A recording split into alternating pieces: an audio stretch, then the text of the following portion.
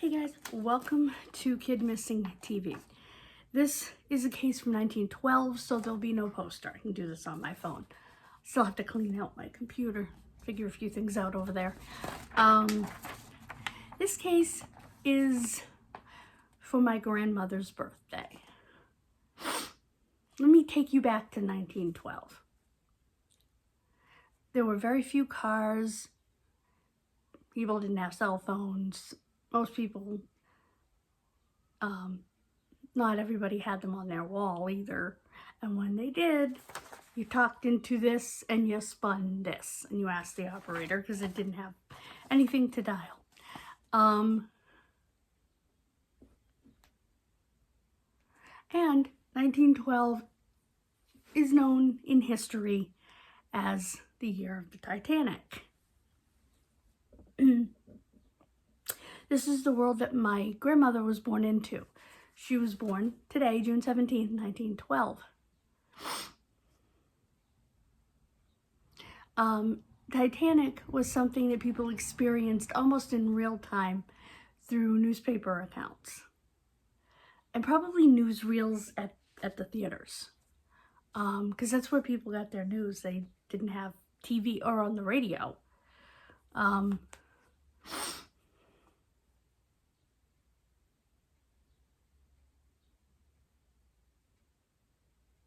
This case comes out of Appalachia, comes out of Kentucky.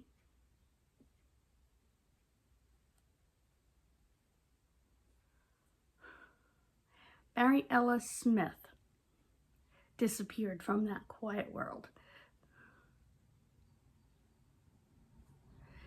Her reported age was between 10 and 12. Remember, this was 1912.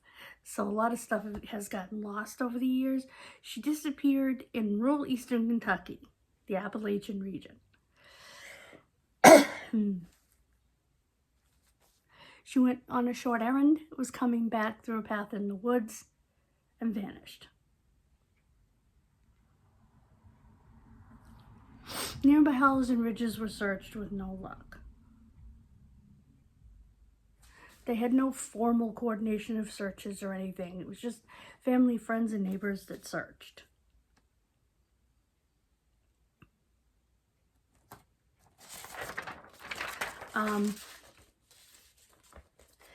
The reports don't agree on, like I said, her age, the exact time she was last seen, whether she was alone or briefly with another child, whether there were reported sightings of her later. They never found a body, no suspect.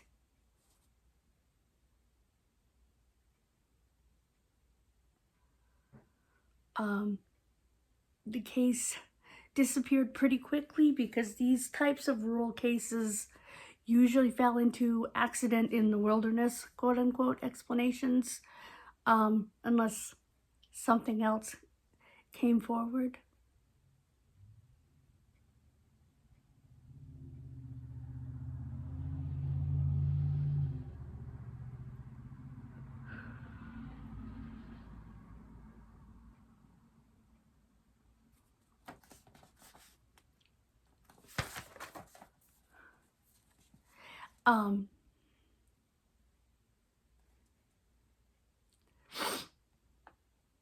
These are the things that they were dealing with, which is very common in rugged Appalachia in the 1910s. Rugged terrain making recovery difficult. Missing children were often assumed to have had an accident in the wilderness. Formal investigation resources were extremely limited, and record keeping was inconsistent across counties. Boy, don't I know that. Even here in rural New England, records were very inconsistent. So much so that a relative of mine from this same time period, the first cousin of my grandmother's, went to get married in the 30s, maybe, yeah, in the 30s, I believe. And his sister had to write a note saying she witnessed his birth because his birth was never recorded with the now. Yeah. Even in rural New England, the record keeping was terrible.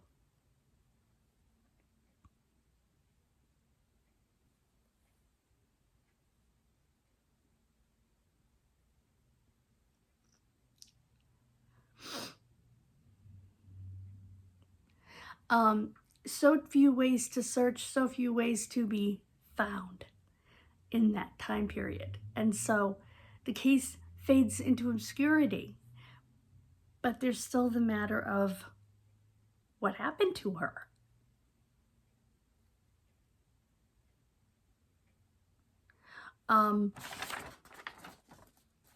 We think of it as so long ago, but it's really not. It was 104 years ago, and we have seen unidentified remains from way older than that be identified. So it's not out of the realm of possibility that she's out there somewhere.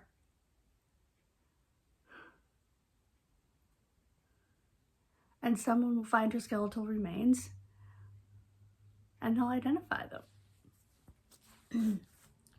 One of the reasons I chose this case was because her middle name happened to be Ella, which is my mother's first name. This grandmother, however, was my father's mother that was born in 1912. My mother's mother was born in 1930. So, 1932.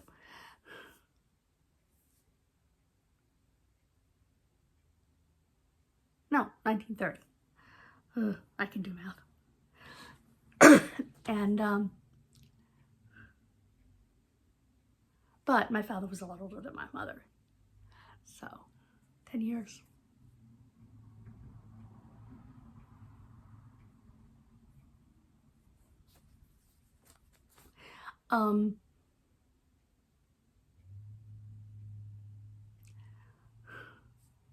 My grandmother, who was born in 1912, I am named after her, Angelina. And, and let me see that up there where it says Hemingway. Where it says Hemingway way up there. Yeah, that was her maiden name. Her married name was Wilson, of course.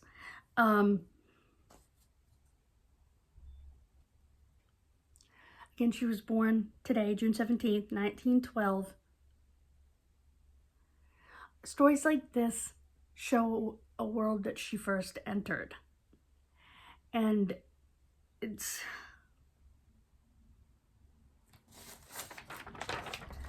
makes the past not feel so far away.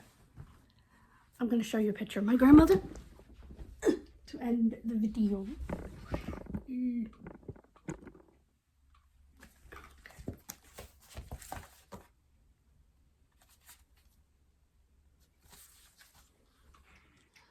Oops, there she is. I'll make that the